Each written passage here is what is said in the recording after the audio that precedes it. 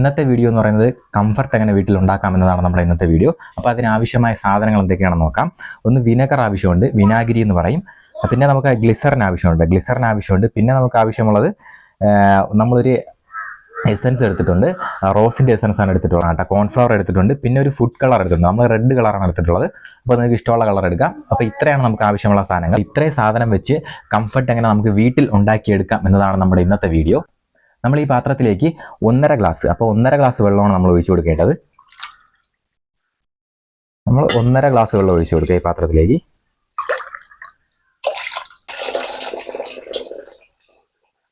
നമ്മളിതിലേക്ക് 3 teaspoon കോൺഫ്ലവറാണ് add ചെയ്യുന്നത്.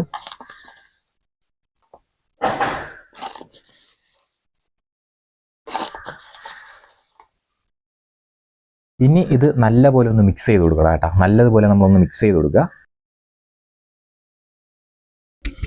നല്ലതുപോലെ മിക്സ് ചെയ്യണം കേട്ടോ. കട്ടയൊന്നും ഇല്ലാതെ നല്ലതുപോലെ ഒന്ന് മിക്സ് ചെയ്തെടുക്കണം. ഇതുപോലെ നല്ലപോലെ ഒന്ന് മിക്സ് ചെയ്തെടുക്കുക. അതിനുശേഷം നമ്മൾ ഇതിനെ ഒന്ന് ജസ്റ്റ് ഒന്ന് ചൂടാക്കി എടുക്കുക. ഒരു 2 മിനിറ്റ് ലോ ഫ്ലെയിമിൽ ഒന്ന് ചൂടാക്കി എടുത്താൽ മതിയാവും. നല്ല കുറുകാതെ ഒരു മീഡിയം പരുവത്തിൽ വേണം നമുക്ക് എടുക്കാൻ വേണ്ടിയിട്ട്. അപ്പോൾ അടുപ്പത്ത് വെച്ചതിന് ശേഷം നമ്മൾ അടി പിടിക്കാതെ ഒന്ന് ഇളക്കി കൊടുക്കുക. കംഫർട്ട് നമുക്ക് വീട്ടിൽ സിമ്പിളായിട്ട് നിർമ്മിച്ചെടുക്കാവുന്നതാണ്. നമ്മൾ ലോ ബഡ്ജറ്റിൽ തന്നെ നമുക്ക് നിർമ്മിച്ചെടുക്കാവുന്നതാണ്. നമ്മൾ ഷോപ്പിലൊക്കെ വാങ്ങാൻ പോയി കഴിഞ്ഞാൽ ഒരുപാട് ക്യാഷ് ആവുന്നതായിരിക്കും. അപ്പം നമുക്ക് കുറഞ്ഞ ചിലവിൽ തന്നെ അത് ഉണ്ടാക്കിയെടുക്കാവുന്നതാണ്. ഇതുപോലൊരു പരുവമാകുമ്പോൾ നമ്മളിതിനെ ഓഫ് ചെയ്യുക.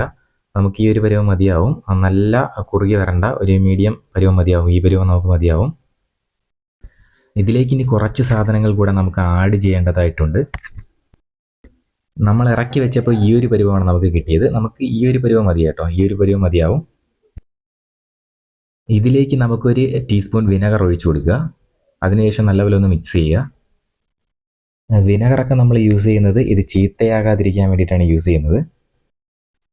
നല്ലപോലെ മിക്സ് ആയിട്ടുണ്ട്. നമുക്കിനി ഇതിലേക്ക് 1 ടീസ്പൂൺ ഗ്ലിസറിൻ ഒഴിച്ചു കൊടുക്കാം.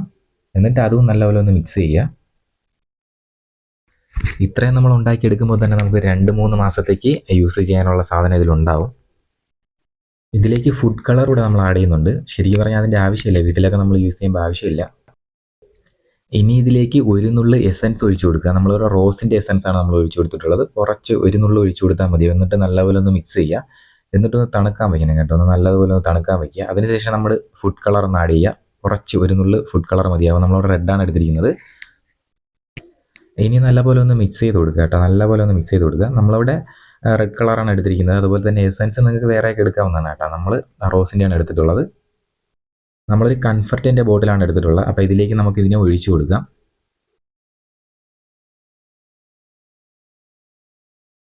ബക്കറ്റിൽ കുറച്ച് വെള്ളം എടുത്തിട്ടുണ്ട്. ഇതിലേക്ക് നമുക്ക് കുറച്ച് കംഫർട്ട് ഒഴിച്ചു കൊടുക്കാം.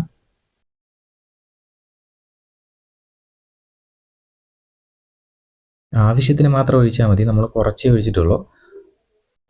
ഇതിലേക്ക് നമ്മളൊരു വെള്ള തോർത്താണ് കേട്ടോ മുക്കുന്നത്. കാരണം ആ ഫുഡ് കളർ നമ്മൾ ഇതിലേക്ക് ആഡ് ചെയ്തിട്ടുണ്ട്. അപ്പോൾ അതിൽ തുണിയിൽ പിടിക്കില്ലെന്ന് അറിയാൻ വേണ്ടിയിട്ടാണ് നമ്മൾ വൈറ്റ് ഒരു തോർത്ത് തന്നെ എടുത്തത്. ശരിക്കും ഫുഡ് കളറിൻ്റെ ആവശ്യമില്ല, വേണമെങ്കിൽ മാത്രം യൂസ് ചെയ്താൽ മതി. കംഫർട്ടിൽ മുക്കി നമ്മൾ വിരിച്ചിട്ടുണ്ട്. അപ്പോൾ ഇതിൽ ഫുഡ് കളറൊന്നും പിടിച്ചിട്ടില്ല കേട്ടോ. നിങ്ങൾ നോക്കുമ്പോൾ തന്നെ മനസ്സിലാവും ഫുഡ് കളറൊന്നും പിടിച്ചിട്ടില്ല. ഒരു ടീഷർട്ടും കൂടെ നമ്മൾ മുക്കിയിട്ടുണ്ടായിരുന്നു. അപ്പോൾ സാധനം വർക്കിംഗ് ആണ്, നല്ല മണമൊക്കെ ഉണ്ടായിരുന്നു. അപ്പോൾ വീട്ടിൽ നമുക്ക് സിമ്പിളായിട്ട് നിർമ്മിച്ചെടുക്കാവുന്ന ഒരു കംഫർട്ടാണ് കേട്ടോ.